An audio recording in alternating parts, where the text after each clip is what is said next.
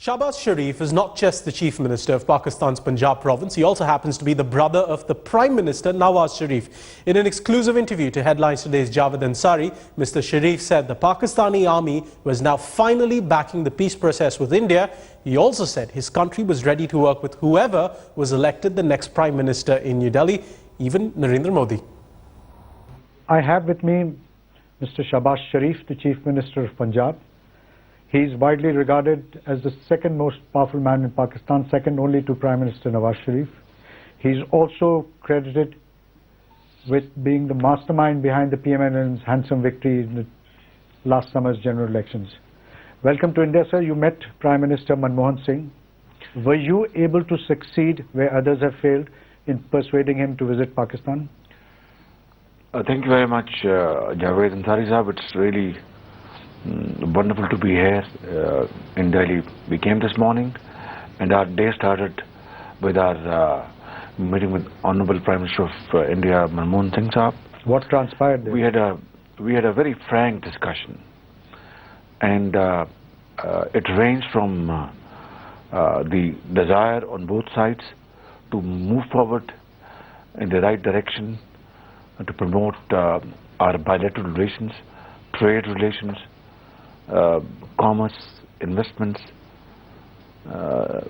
benefiting from each other's experience, economic innovation, and also on both sides issues were raised and they were flagged with this desire that we must sincerely address those issues in the interest of the well-being of both India and Pakistan.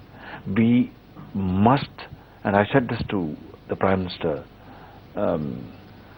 with full authority in my command, that Prime Minister Nawaz Sharif is son of the soil of Pakistan, is a politician who has become third-time Prime Minister through a historic mandate of the people of Pakistan. And he has this ardent desire to transform our relations and forget about the baggage of the past and start a new era which is based on equality, which is based on trust, mutual trust, and which is based on this burning hope to resolve our issues which has impeded our progress. So it's ironical, both the Prime Ministers, Prime Minister Manmohan Singh as well as Prime Minister Nawaz Sharif, and now also you, all of you talk of peace, of normalizing relations, yet unfortunately, in the last couple of months, what we've seen is more escalation on the border. Even the two Prime Ministers in New York agreed that the DGMOs of the two sides would meet. Unfortunately, we've not been able to set a date and a time when they would meet. I have reiterated this offer of the government of Pakistan to Prime Minister Manmohan Singh today, that let this meeting take place as soon as possible between the two DGMOs. And I said Pakistan will be very happy to host this meeting in Islamabad, and Pakistan is ready for this meeting whenever India is ready. Escalation at the LOC is very unfortunate, and I have explained this to the Prime Minister in all earnest that I've spoken to former General Kiani, the Chief Army Staff, and he said in no uncertain terms that, Chief Minister, there is no question that any kind of trouble was encouraged on our side, by our side. Wait a minute. Prime Minister Nawaz Sharif offered to Prime Minister of India in New York that let a third party ascertain what happened. And this offer stays. So what do you It think holds. happened? Pardon me? What do you think Well, happened? I think that is a question of a sincere and a transparent investigation. And this is what Prime Minister Nawaz Sharif offered to Prime Minister Manmohan Singh. So let me tell you, the fear in India is, the belief in India is that every time India and Pakistan decide to try and resume or normalize relations, there are elements which deliberately try and create a situation. Sometime a Kargil happens, other time a Mumbai happens. So Siachen has also happened. Siachin's also happened, yes. Siachen has also happened. You see, Javed Ansari Sahab, I mean, that's why I said, let's bury the past. Believe me, I'm telling you, that 67 years have gone by. And we still have to live like peaceful, friendly neighbors. Let's be very honest to each other. We have fought wars. Has it resolved any issue? And in the process, we have lost our resources. We have lost our energies. We have lost our valuable time, which could have been most productively and profitably used to promote education, to promote our peaceful bilateral relations, to promote joint ventures, to promote to promote employment, promote job opportunities on both sides. And I think now it is a foregone conclusion that the two countries, armed to the teeth and has nuclear power on both sides, war is not an option. By God, war is not an option. And the only option is to sit down on the table, across the table, with patience, with logic, with sense, with tolerance, and with foresight, discuss everything under the sun and find resolutions which are on win-win basis. That is the way forward, I'm telling you. So what you said is extremely significant. You will also admit that for this to happen, for this dream of yours to come true, steps will need to be taken to ensure that people are unable to sabotage this. There are elements there who are... I mean, we have just discussed that. You mentioned about Kargil, I mentioned about Siachen. I mean, the point is that that is history, and we have to admit. I mean, it takes two to tango. Let's be very, very, very clear. And we're not here into, sort of highlighting a blame game. Let's not waste our time on that. Let's, apply our time how to address these issues, how to build this, bridge, how to remove this the air of mistrust, how to promote confidence, so that we move forward.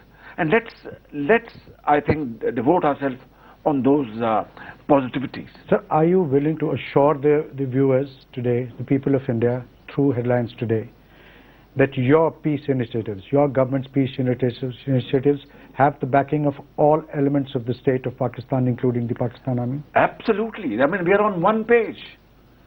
Let there be no mistake on this issue, that the civil-military relations in Pakistan absolutely are defined in terms of respect for our constitution, to promote the interests of Pakistan, and to move forward in unison with one mind and with unity of thought and action, and of course based on promote peace with our neighbors. Believe me, without that, this part of the world will always remain, in tension. Always, and you have, you have made a wonderful progress. Today I went to see this underground. It's a wonderful contribution the government of Delhi and the federal government has done. You come to Lahore and visit our BRT. We are a smaller country. You are a much larger country. And I think there is not one example, many examples in contemporary history where the most, ardent enemies have come to settle their issues through talks and through negotiations. I can count many. So you spoke. We are neighbors, sharing a long border, sharing a long history, sharing, we respect your saints and Sufis, and you respect our saints and Sufis. And we understand, you understand Urdu language, we understand Hindi language. I mean, Eastern Punjab, they speak Punjabi, and Western Punjab, we speak Punjabi. We speak English. I mean, poets. I mean, aren't we fond of poets on both sides of the country, of the divide? I think those are the positivities we must have in front of us, and shun disappointing discussion, and try to consciously set aside negativities and move forward. I am telling you, this is an opportunity. Sir, moving forward. This is an opportunity. Believe me, this is an opportunity. Let me also flag one issue. When we talk of only investment, yes. When we talk of commerce, yes, we are all fully for this. When we talk of trade, promoting trade, we are all fully for this. When we talk of exchanging delegation, we are all for it. When we talk of exchanging cultural troopers, we're all for this. But mind you, history tells us, and the biggest lesson of the history is that we don't learn our lesson from history. History tells us that prudent, foresighted individuals, leaderships, societies always take into account those issues which can create trouble in times to come. Therefore, while we talk of commerce and trade, we must not forget that on the way we have to also deal with our strategic issues. Whether those be on the side of India or the side of Pakistan. And we must take into view that through large-heartedness, through grace, and through prudence, we must resolve this issue on the table. So you spoke of trade and commerce. The You get my point, sir? I get your point, sir. The PPP government the cabinet had passed this, taken a decision to accord India the MFN status, but it's not been notified. Maybe you could start with that. Your government could start with that. Thank you very much for raising this issue.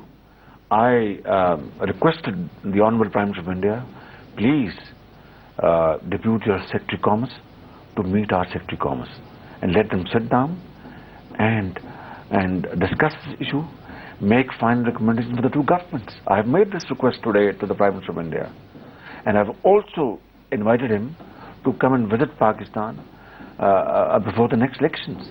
He has been kind to consider this invitation, because unless we visit each other, unless we decide to resolve issues at the right forum and at the right level and at the most opportune time, because time and tide wait for none. So you would want Kashmir resolved. We have issues. We want issues like Hafiz Saeed and terrorism to be taken care of. You're prepared to do both? Kashmir is an issue. Certainly. And please, Kashmir and... Certainly, you can't wish away issues. I mean, if you, sort of try to, push Kashmir issue aside, it will never work. Believe me, we have a water record issue, we have Siachen, we have Sarkari. But the most important thing is that these issues must now be resolved through peaceful talks, but there has to be intent and sincerity and seriousness behind it. If it is used as a tool to put it on the carpet, it will not work. God forbid, somewhere down the line, something can trigger up. And imagine, I can't even fathom the consequences which can happen out of misunderstanding. So let's remove these misunderstandings now. This is the opportunity. Let's remove this mistrust by resolving these issues. You talked about Hafiz Saeed. You know this very well. And let me, say this candidly, that under the UN concerned article, his institutions in Punjab have been taken over by the government of Punjab, and government appointed administrators run these institutions. Half a side was put behind the bar. There is this allegation that your government was funding the schools. Sir, we have taken over the management of these schools, and we are paying for that. The administrator is now managing all the affairs. We're not allowing half a side to fund that operation anymore. Ever since UN passed those instructions, and to give it a twist, I'm not talking about you, or to try to create misunderstanding. Please try to understand that we ourselves are victims of worst kind of terrorism. Aren't you aware of this? Every now and then there have been attacks in Pakistan, in the four nook and corner of the country. Look at, our soldiers have been martyred, our officers have been martyred, women have been martyred, children have been, you find somebody who has lost his limb. Imagine, because of this militancy, you find somebody lost his arm, or somebody lost his father, somebody lost his mother. 50,000 people have lost their life. What else can there be? A more and serious and sincere manifestation of our commitment and dedication to fight this menace. That's why we offer to the government of India, we have offered in the past, that let's work together and cooperate with each other to fight this menace, to share our information. Because, a terrorist, an innocent person killed in Lahore or in New York, India, I think it's a valuable life. And the global social contract is, and we are fully supportive of this, that we condemn all shade and colors and hues of terrorism and militancy. And Prime Minister Nawaz Sharif's commitment on this score is known to all and sundry. People of Pakistan, they want peace. They want education, like you want education. They want jobs, like you want jobs here in this country. They want progress, like you want progress here in this country. They want, happiness. And that only comes through collective wisdom and collective efforts. So one last question. Prime Minister Manmohan Singh has made no secret of his desire to normalize relations with Pakistan. Pardon me? To normalize relations with Pakistan. India is in the election season. Do you believe time is running out, or do you believe that in case the BJP comes to power and Narendra Modi becomes Prime Minister, will you be in a position to do business with him? That is, who are we to interfere in Indian internal affairs, and vice versa? We respect the polity of Indian society. We would respect the verdict of Indian people, and we will be happy to work with any government elected by the people of India. That's clear. Let there be no confusion on that count at all. Make no mistake about it, that it is for the Indian people. And I think I'll be the last person to make any comment on that count at all. So you're a very avid watcher of Indian movies, and I know that Prime Minister Nawaz Sharif is too. Unfortunately, Indian movies have been banned. Would you help try and lift that ban? I have read in the newspapers that the Lahore High Court has taken a decision on that count.